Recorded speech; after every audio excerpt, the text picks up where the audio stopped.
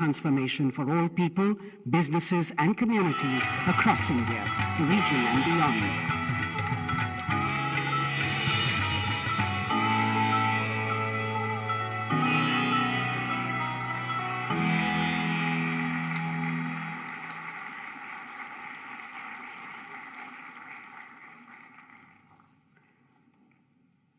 After the launch of 5G services on the 1st of October 2022 in India by the Honorable Prime Minister, the rollout of 5G networks in the country has been rapid and in fact the fastest in the world.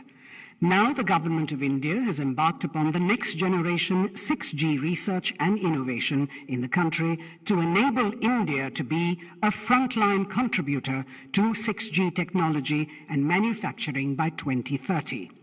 India is just becoming Atmanirbhar or self-reliant in emerging and vital ICTs, but has become a significant contributor to the global public good and for ubiquitous and affordable connectivity to enhance the lives and livelihoods in growing economies.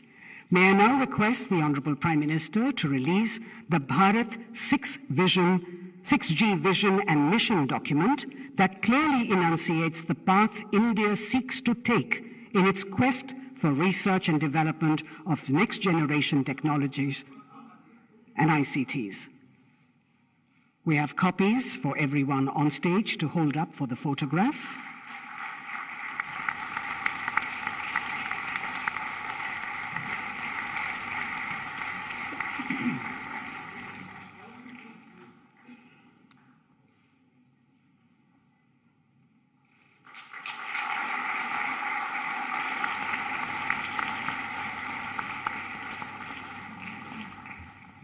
Thank you, sir.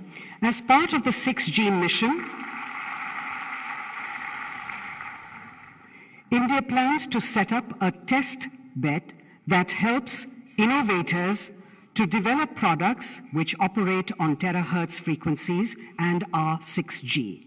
May I now request the Honorable Prime Minister, Shri Narendra Modi ji, to please launch the 6G test bed project that is being set up by a consortium of Samir, IIT Madras, IIT Guwahati, and IITs.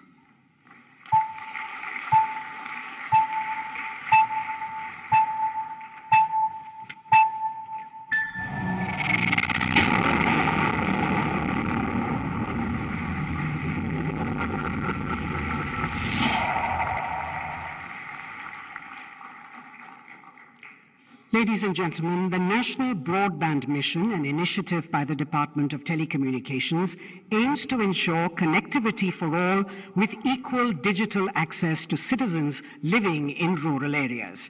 Under the mission, the government has been trying to boost the digital infrastructure in the country, and with this mobile app, aptly called Call Before You Dig, the government aims to connect construction agencies with underground utility asset owners, as seamless communication between these parties is a critical element of Digital India vision. We have a short film on this app. Under the exemplary leadership of the Honorable Prime Minister Shri Narendra Modi, India is witnessing unprecedented developmental works.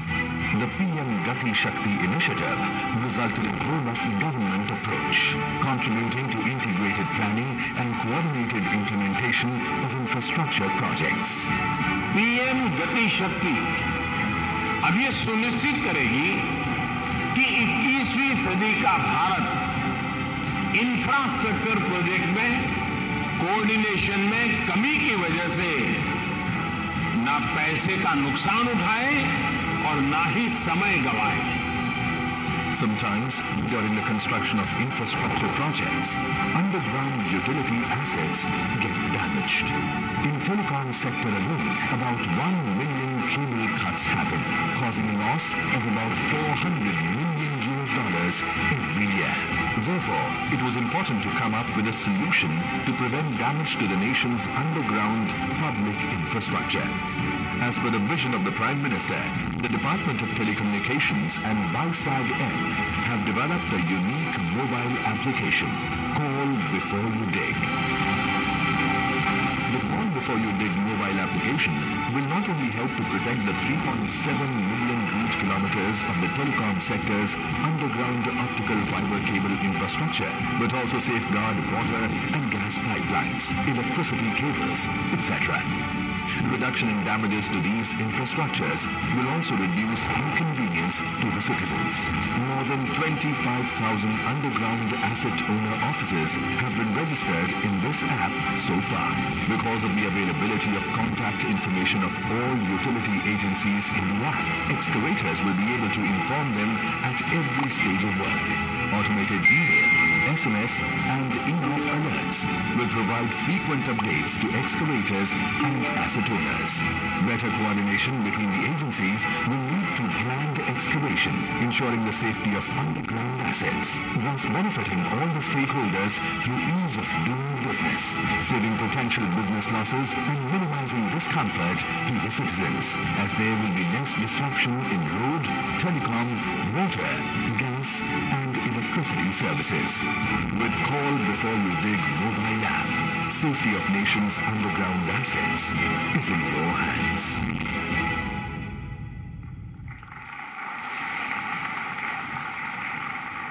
May I now request the Honourable Prime Minister to please launch this mobile app by clicking on the app icon on a mobile.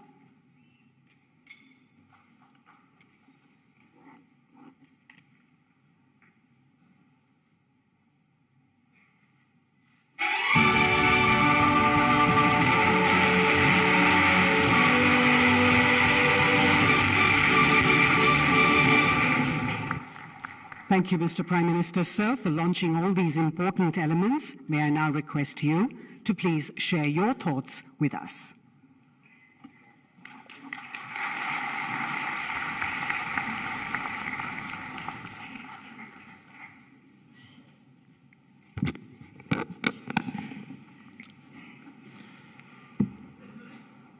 केंद्रीय मंत्रिमंडल के मेरे सहयोगी doctor S Jaishankar जी, श्री अश्विनी वैष्णव जी, श्री देवश्री चौहान जी, ITU की secretary general, अन्य महानुभाव, देवी और सज्जनों, आज का दिन बहुत विशेष है, बहुत पवित्र है। आज से हिंदू कैलेंडर का नया वर्ष शुरू हुआ है।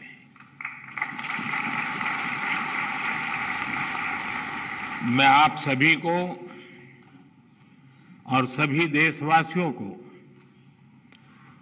विक्रम संवत 2080 की बहुत बहुत शुभकामनाएं देता हूं। हमारे इतने विशाल देश में, विविधता से भरे देश में सदियों से अलग अलग कैलेंडर्स प्रचलित है। कोल्लम काल का मलयालम कैलेंडर है, तमिल कैलेंडर है, जो सैकड़ों वर्षों से भारत को तिथि ज्ञान देते आ रहे हैं। विक्रम संवत भी 2080 वर्ष पहले से चल रहा है। ग्रेगोरियन कैलेंडर में अभी वर्ष 2023 चल रहा है, लेकिन विक्रम संवत उससे भी 57 वर्ष पहले का है।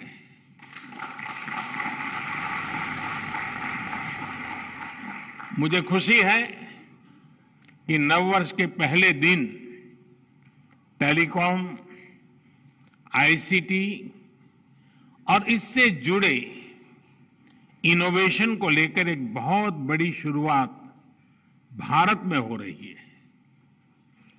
आज यहां इंटरनेशनल टेलीकम्युनिकेशन यूनियन ITU के एरिया ऑफिस, और सिर्फ एरिया ऑफिस नहीं, एरिया ऑफिस और इनोवेशन सेंटर की स्थापना हुई है।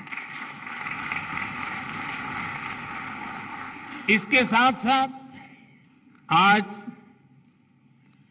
6G टेस्ट बेड को भी लॉन्च किया गया है।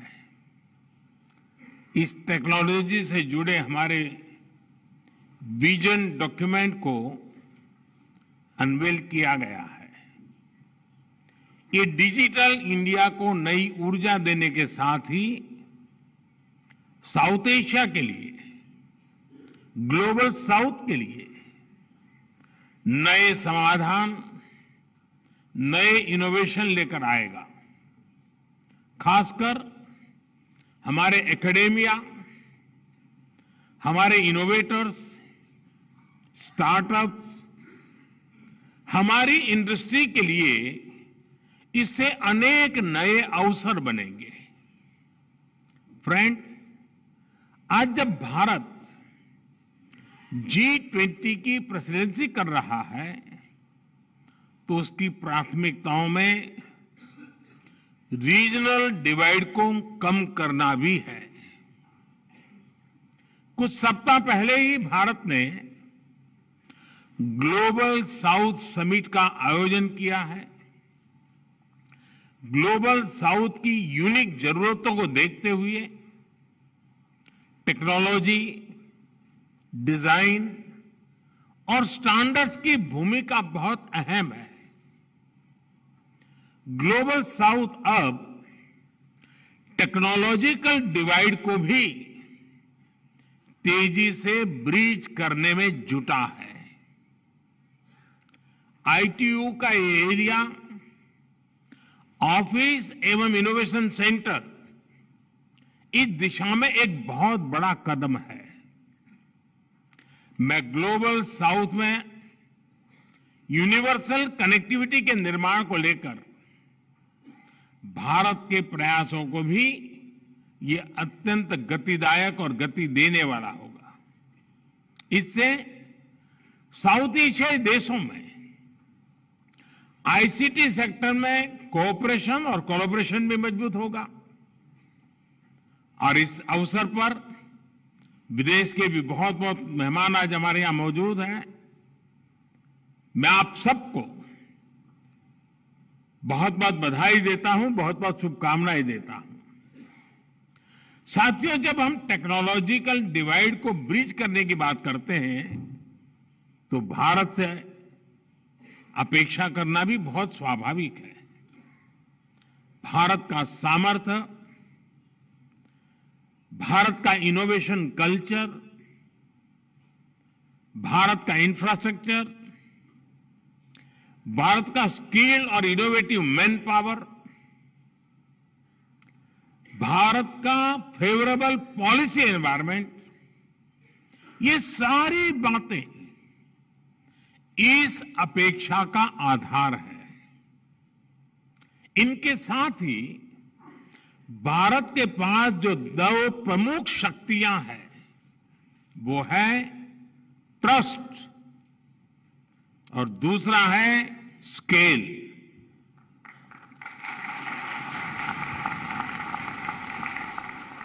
बिना ट्रस्ट और बिना स्केल हम टेक्नोलॉजी को कोने कोने तक नहीं पहुंचा सकते। और मैं तो कहूंगा कि ट्रस्ट, ये टेक्नोलॉजी जो वर्तमान की है उसमें ट्रस्ट एक पूर्व शर्त है। इस दिशा में भारत के प्रयासों की चर्चा आज पूरी दुनिया कर रही है। आज भारत 100 करोड़ मोबाइल फोन के साथ most connected democracy of the world है।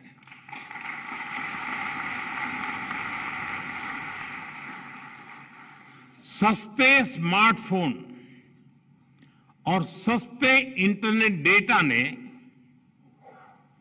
भारत के डिजिटल वर्ल्ड का कायाकल्प कर दिया है। आज भारत में हर महीने 800 करोड़ से अधिक यूपीआई आधारित डिजिटल पेमेंट्स होते हैं। आज भारत में हर दिन 7 करोड़ ई ऑथेंटिफिकेशंस होते हैं। भारत के कोविन प्लेटफॉर्म के माध्यम से देश में 220 करोड़ से अधिक वैक्सीन डोज लगी है।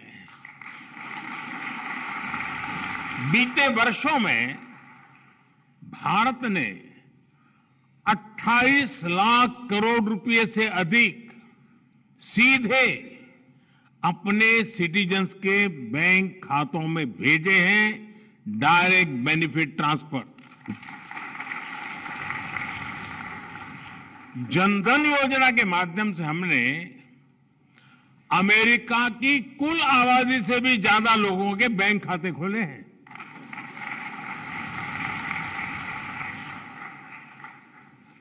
और उसके बाद यूनिक डिजिटल आइडेंटिटी यानी आधार के द्वारा उन्हें ऑथेंटिकेट किया और फिर 100 करोड़ से ज्यादा लोगों को मोबाइल के द्वारा कनेक्ट किया।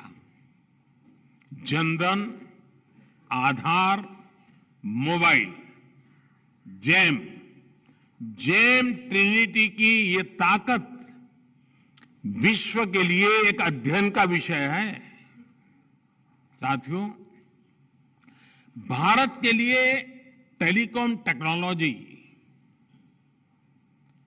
मोड ऑफ पावर नहीं है। भारत में टेक्नोलॉजी सिर्फ मोड ऑफ पावर नहीं है, बल्कि मिशन टू एम्पावर है।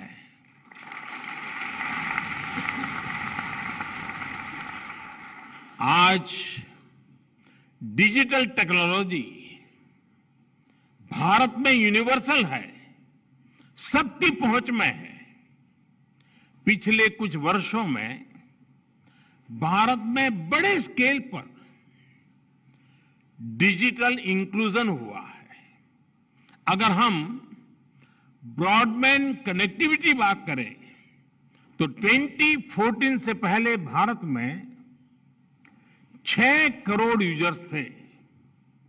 आज ब्रॉडबैंड यूजर्स की संख्या 80 करोड़ से ज्यादा है। 2014 से पहले भारत में इंटरनेट कनेक्शन की संख्या 25 करोड़ थी। आज ये 85 करोड़ 85 करोड़ से भी ज्यादा है। साथियों, अब भारत के गांवों में इंटरनेट यूजर्स की संख्या शहरों में रहने वाले इंटरनेट यूजर से भी अधिक हो गई है। ये इस बात का प्रमाण है कि डिजिटल पावर कैसे देश के कोने कोने में पहुंच रही है। पिछले 9 वर्षों में भारत में सरकार और प्राइवेट सेक्टर ने मिलकर 25 लाख किलोमीटर ऑप्टिकल फाइबर बिछाया है। 25 लाख किलोमीटर ऑप्टिकल फाइबर।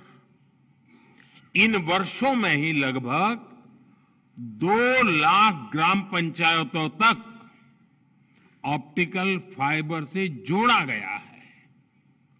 देश भर के गांवों में आज 5 लाख से अधिक common service centre digital service दे रहे हैं। इसी बात का प्रभाव है, इस सबका प्रभाव है कि आज हमारी डिजिटल इकोनॉमी देश की ओवरऑल इकोनॉमी से भी लगभग 2.5 गुना तेजी से आगे बढ़ रही है। साथियों, डिजिटल इंडिया से नॉन डिजिटल सेक्टर्स को भी बल मिल रहा है और इसका उदाहरण है हमारा पीएम गति शक्ति नेशनल मास्टर प्लान। देश में बन रहे हर प्रकार के इंफ्रास्ट्रक्चर से जुड़े डेटा लेयर्स को एक प्लेटफॉर्म पर लाया जा रहा है। लक्ष्य यही है कि इंफ्रास्ट्रक्चर के विकास से जुड़े हर रिसोर्स की जानकारी एक जगह हो, हर स्टेक होल्डर के पास रियल टाइम इंफॉर्मेशन हो। आज यहां जिस कॉल बिफोर यू डिग इस ऐप को लॉन्चिंग हुई है और वो भी इसी भावना का विस्तार है। और कॉल बिफोर यू डिग का मतलब ये नहीं कि इसको पॉलिटिकल फील्ड में उपयोग करना है।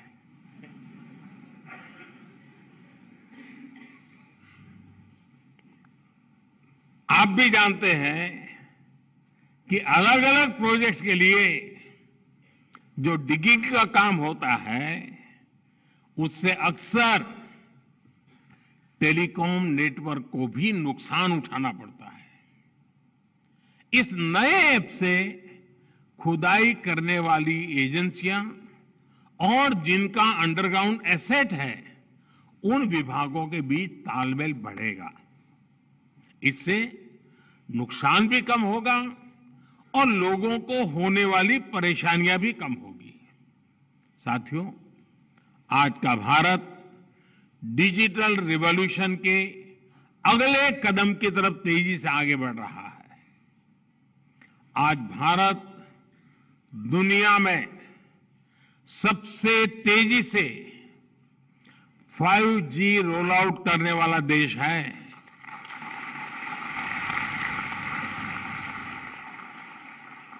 सिर्फ 120 दिनों में ही 125 से अधिक शहरों में 5G रोल आउट हो चुका है। देश के लगभग 350 जिलों में आज 5G सर्विस पहुंच गई है। इतना ही नहीं, 5G रोल आउट के 6 महीने बाद ही आज हम 6G की बात कर रहे हैं।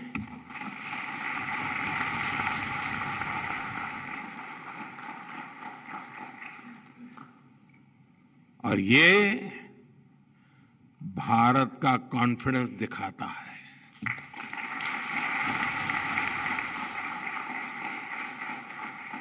आज हमने अपना विजन डॉक्यूमेंट भी सामने रखा है।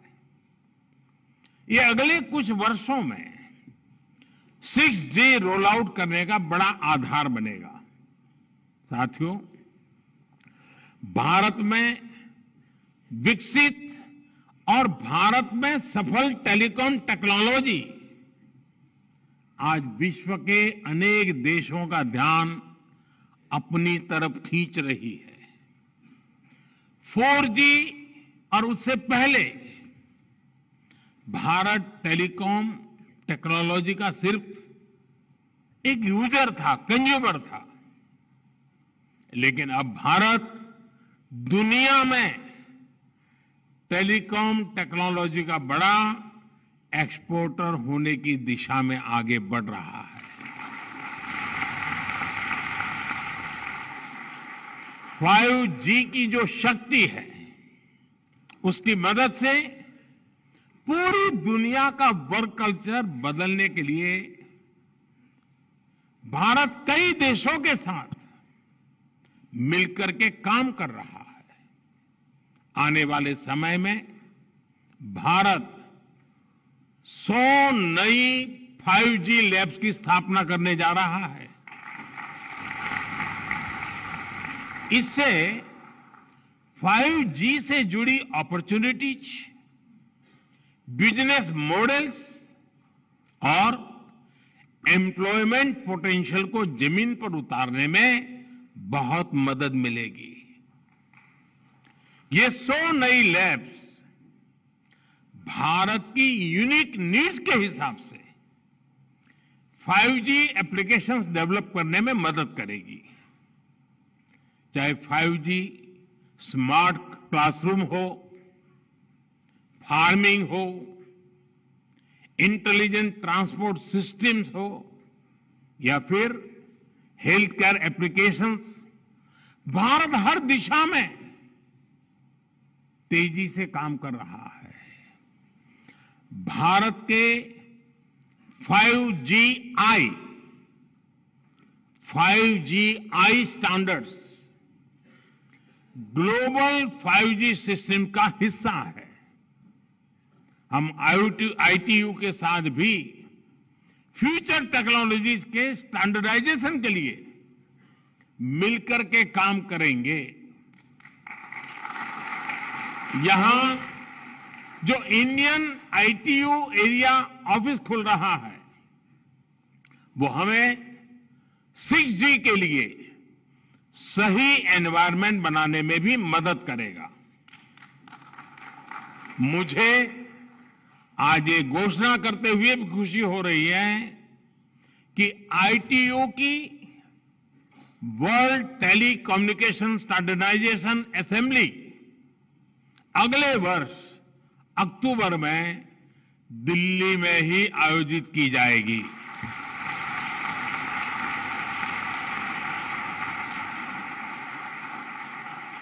इसमें भी विश्व भर के प्रतिनिधि भारत आएंगे। मैं अभी से इस इवेंट के लिए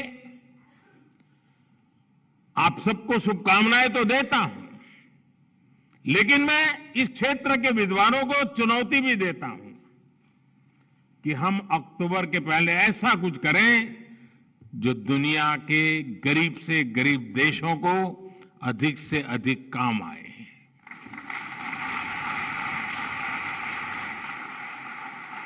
साथियों, भारत के विकास की इसी रफ्तार को देखकर कहा जाता है, ये डेकेड भारत का टेकेड है। भारत का टेलीकॉम और डिजिटल मॉडल स्मूथ है, सिक्योर है, ट्रांसपेरेंट है और ट्रस्टेड एंड टेस्टेड है। साउथ एशिया के सभी मित्र देश इसका लाभ उठा सकते हैं। मेरा विश्वास है ITU का ये सेंटर इसमें एक अहम भूमिका निभाएगा। मैं फिर एक बार इस महत्वपूर्ण अवसर पर विश्व के अनेक देशों के महानुभाव यहां आए हैं, उनका स्वागत भी करता हूं और आप सबको भी अनेक अनेक शुभकामनाएं देता हूं। बहुत बहुत धन्यवाद।